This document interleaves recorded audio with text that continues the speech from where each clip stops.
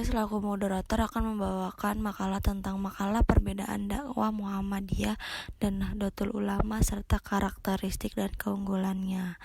Yang kita hormati semuanya dosen pengampu, yaitu Ustadz Haji Jamaluddin LCMA dan teman-teman yang saya sayangi. Di sini saya Dita Indah Sari selaku moderator, dan teman-teman saya yaitu Aida Rahma Jesi, Husnul Afia, dan Zahratul Wafa. Bismillahirrahmanirrahim. Baik, saya akan menjelaskan mengenai organisasi Muhammadiyah. Organisasi Muhammadiyah didirikan oleh Kiai Haji Ahmad Dahlan pada 18 November 1912. Organisasi Muhammadiyah didirikan dengan tujuan memberikan dukungan pada upaya pemurnian ajaran Islam yang pada saat itu identik dengan hal-hal mistik. Awalnya Muhammadiyah hanya ada di daerah-daerah keresidenan seperti Yogyakarta, Solo, dan Pekalongan. Namun, saat ini persebarannya ada di berbagai daerah di Indonesia. Ahmad Dahlan pernah belajar di Mekah dan membaca majalah Al-Manar. Melalui perantara Kiai Haji Bakir, ia berkenalan dengan Rasyid Ridho dan sempat bertukar pikiran, sehingga cita-cita pembaharuan meresap dalam sanubarinya. Muhammadiyah bergerak di bidang keagamaan dan pendidikan, bertujuan mengajak masyarakat Indonesia untuk menjalankan ajaran Allah yang sebenarnya. Ahmad Dahlan juga menerjemahkan beberapa artikel Al-Munir dalam bahasa Jawa. Tindakan Ahmad Dahlan membawa dampak luar biasa bagi perjalanan panjang sejarah Indonesia. Muhammadiyah dibangun dengan tata kelola yang baik, begitu terstruktur keberadaannya, mulai dari tingkat pusat, provinsi, kabupaten, kecamatan, bahkan ke desa-desa. Setiap tingkatan dapat dikelola dengan baik. Muhammadiyah menerapkan manajemen yang baik untuk menunjang segala aktivitas dakwahnya. Gerakan Muhammadiyah berciri semangat membangun tata sosial dan pendidikan masyarakat yang lebih maju dan terdidik. Menampilkan ajaran Islam bukan sekedar agama yang bersifat pribadi dan statis, tapi juga dinamis. Berkedudukan sebagai sistem kehidupan manusia dalam. Bismillahirrahmanirrahim. Saya akan melanjutkan tentang sejarah Nahdlatul Ulama.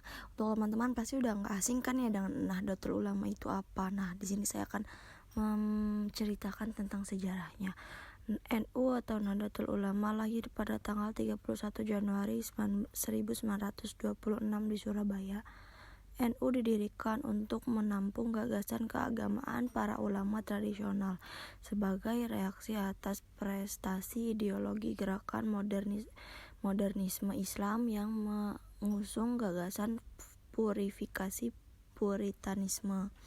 Pembentukan NU merupakan upaya perorganisasian peran para ulama dan pesantren yang sudah ada sebelumnya, agar wilayah kerja keulamaan lebih ditingkatkan, dikembangkan, dan sudah ada sebelumnya. NU menilai tidak semua tradisi buruk usang tidak mempunyai relevansi kekinian, bahkan tidak jarang tradisi bisa memberikan inspirasi bagi munculnya modernisasi Islam. Penegasan atas pemikahan terhadap warisan masa lalu, Islam diwujudkan dalam sikap bermazhab yang menjadi tipikal NU dalam memahami maksud Al-Quran dan hadis. Kelahiran NU merupakan muara dari rangkaian kegiatan yang mempunyai mata rantai hubungan dengan berbagai keadaan, peristiwa yang dialami bangsa Indonesia sebelumnya dengan latar belakang tradisi keagamaan, masalah politik dan kultural yang terjalin dalam suatu keterkaitan. Para ulama umumnya telah memiliki jamaah atau komunitas yang menjadi kelompoknya dengan hubungan yang akrab yang terbentuk dalam pola hubungan kiai santri, terutama pada masyarakat di lingkungan pondok pesantren. Pola hubungan santri dan kiai ini mampu mewarnai bahkan membentuk subkultural tradisionalis Islam tersendiri di Indonesia. Pola hubungan tersebut mempunyai kesinambungan dengan pola dakwah Nahdlatul Ulama yang mengambil wilayah dakwah kultural. Ini menyebabkan arah perjuangan dakwah NU tidak bisa dilepaskan dari proses dan perkembangan budaya dan tradisi yang ada di masyarakat. Di samping itu, para ulama tersebut mempunyai kesamaan wawasan pandangan dan tradisi keagamaan yang berlandaskan paham Ahlus Sunnah wal Jamaah. Oleh karena itu, kelahiran NU dapat dipandang sebagai upaya untuk mewadahi, melembagakan, dan mengembangkan langkah kegiatan serta gerakan para ulama yang telah dilakukan dan berlangsung sebelumnya dalam rangka mempertahankan dan mengembangkan paham keagamaan Ahlussunnah wal Jamaah. Pada dasawarsa tahun 1980 dan 1990 terjadi perubahan mengejutkan dalam lingkungan NU. Perubahan yang paling disoroti media massa dan sering menjadi bahan kajian akademis ialah proses kembali ke Hitoh 1926. NU menyatakan diri keluar dari politik praktis dan kembali menjadi Jam'iyah Diniyah. Tegasnya sejak Muktamar Sutibondo tahun 1984, para kiai bebas berafiliasi dengan partai politik manapun. NU tidak asing oleh pemerintah sehingga segala aktivitas, pertemuan, seminar tidak lagi dilarang dan malah sering difasilitasi. 6. Jadi dapat dipahami perubahan tersebut merupakan momentum dalam politik Orde Baru. NU sebagai politik Sunni selalu mencari akomodasi dengan penguasa. Perubahan juga terjadi di kalangan generasi muda NU. Terlihat dinamika baru dengan menjamurnya aktivitas sosial dan intelektual yang nyaris tidak ditandingi oleh kalangan masyarakat lain. Selama ini NU dianggap ormas yang paling konservatif, tertutup dan sedikit sekali menyumbang kepada perkembangan pemikiran keagamaan. Pemikiran sosial dan politik pemikiran keagamaan NU didirikan sebagai wadah para kiai untuk bersama-sama bertahan terhadap gerakan pembaharuan pemikiran Islam yang diwakili oleh Muhammadiyah, Al-Irsyad, dan Persis.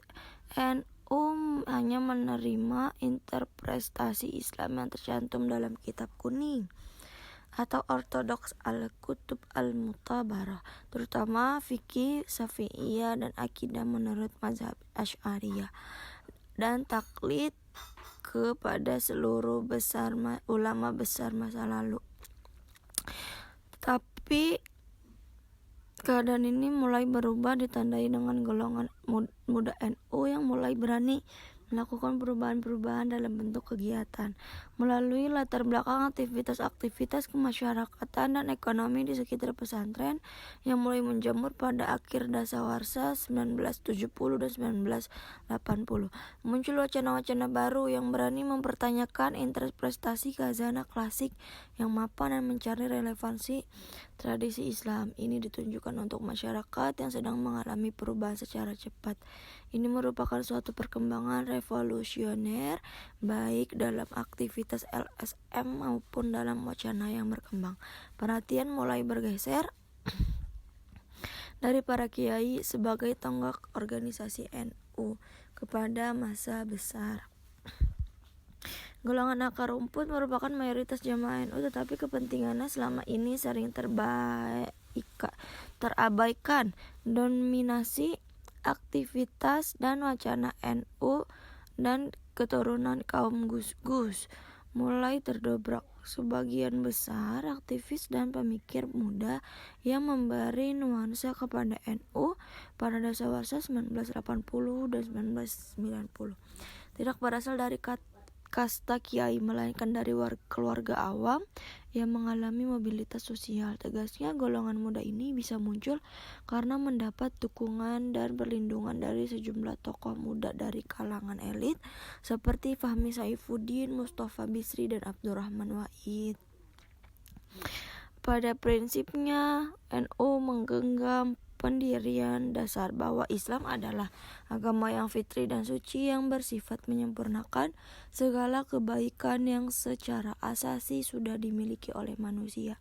Berdasarkan prinsip tersebut, NU tidak pernah berniat menghapus nilai-nilai yang sudah menjadi milik masyarakat. NU menyempurnakan dan membimbing nilai atau tradisi yang telah ada di masyarakat sehingga selaras dengan ajaran Islam. Inilah kunci keberhasilan dakwah kultural NU, bertitik tumpu pada dasar keagamaan tersebut. Maka dalam perilaku kemasyarakatan, NU mengambil sikap sebagai berikut. 1. Menjunjung tinggi nilai-nilai norma-norma ajaran Islam, itu harus ya. 2.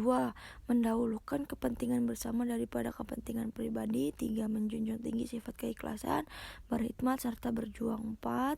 Menjunjung tinggi loyalitas kepada agama, bangsa, dan negara. 5.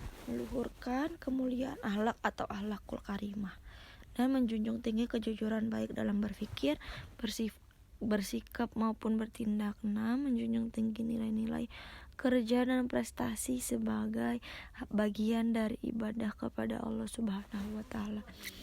7. Menjunjung tinggi ilmu, pengetahuan, serta para ahlinya. 8. Selalu siap untuk menyesuaikan diri dengan setiap perubahan yang membawa manfaat bagi kemaslahatan umat. 9. Menjunjung tinggi kepeloporan dalam usaha mendorong, memacu, dan mempercepat perkembangan masyarakat. 10. Menjunjung tinggi kebersamaan di tengah kehidupan berbangsa dan bernegara. Sikap yang diambil NU di atas merupakan cerminan toleransi dalam menjalankan nilai-nilai agama. Sikap saling hormat, menghormati, menghargai, menjunjung nilai-nilai luhur yang dipercayai masyarakat Indonesia. Indonesia dikenal dengan keberagaman budaya, agama, dan kekayaan alam yang sangat besar.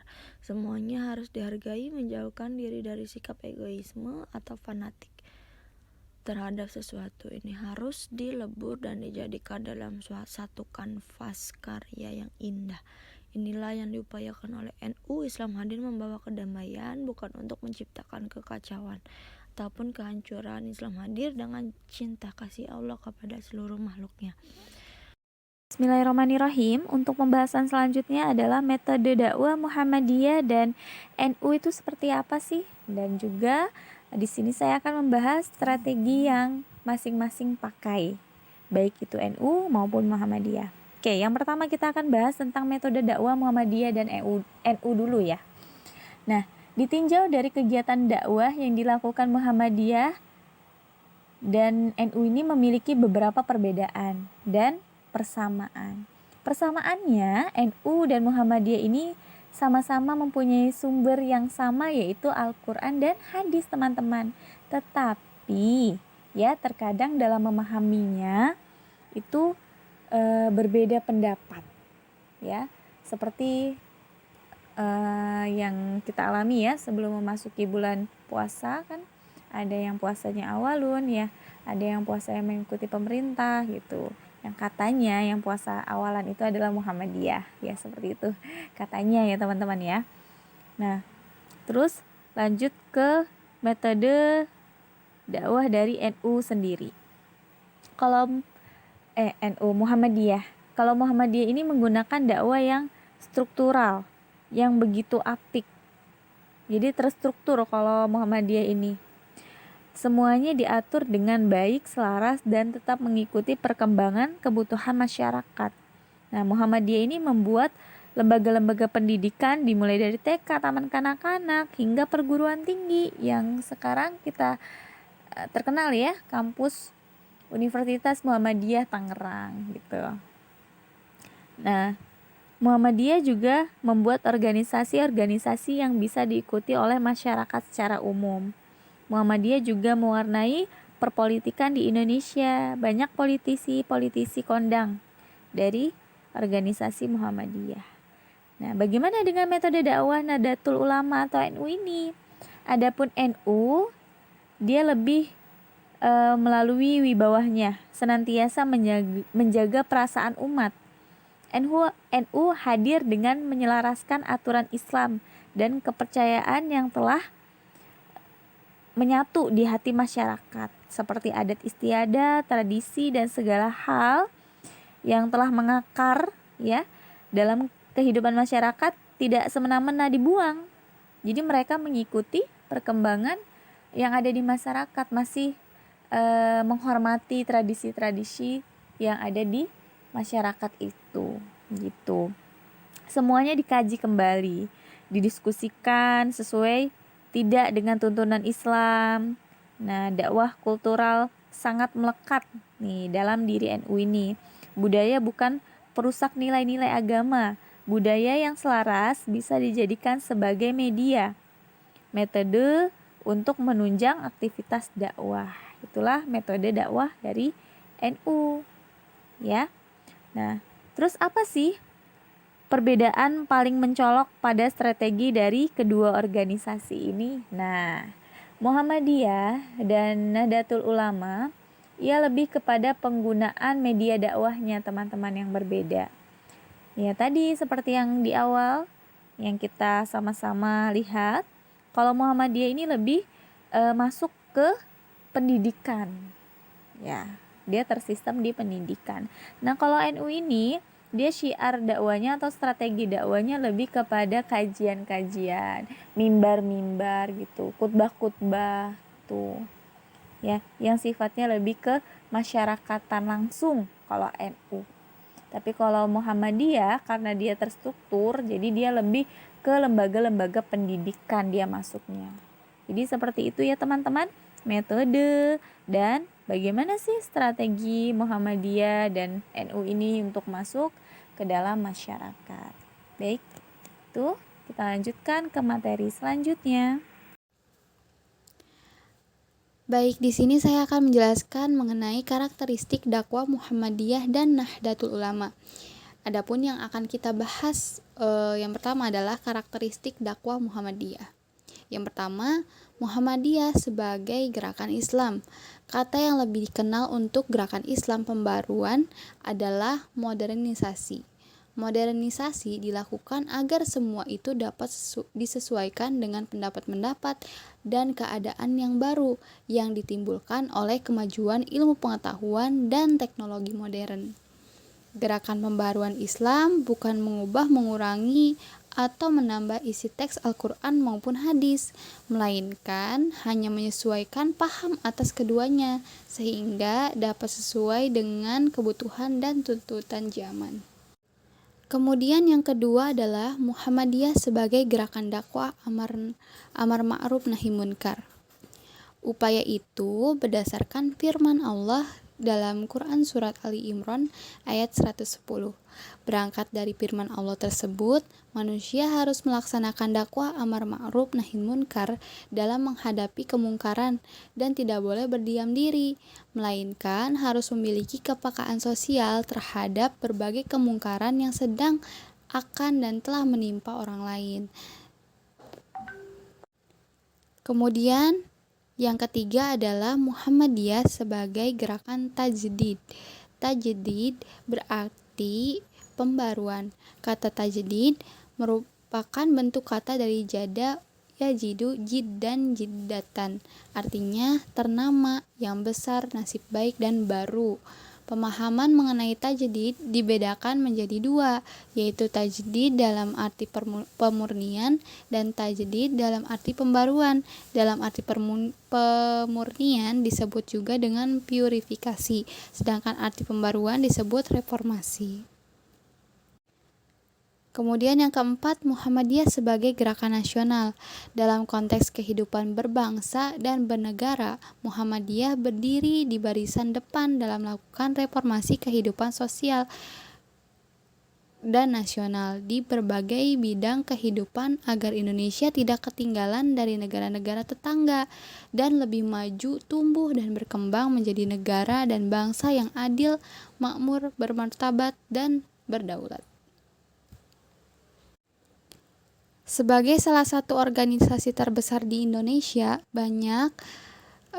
Muhammadiyah banyak melaksanakan kegiatan seperti peningkatan kesehatan dengan mendirikan rumah sakit atau peningkatan pendidikan dengan membangun lembaga pendidikan dan dalam bidang lainnya. Baik teman-teman, yang kedua kita akan membahas mengenai karakteristik dakwah Nahdlatul Ulama. Yang pertama, selalu diniatkan untuk meninggikan kalimat Allah Subhanahu wa taala dalam menyebarkan risalah nabawiyah Ahlussunnah wal Al-Nadiyah atau Ahlussunnah wal Jamaah.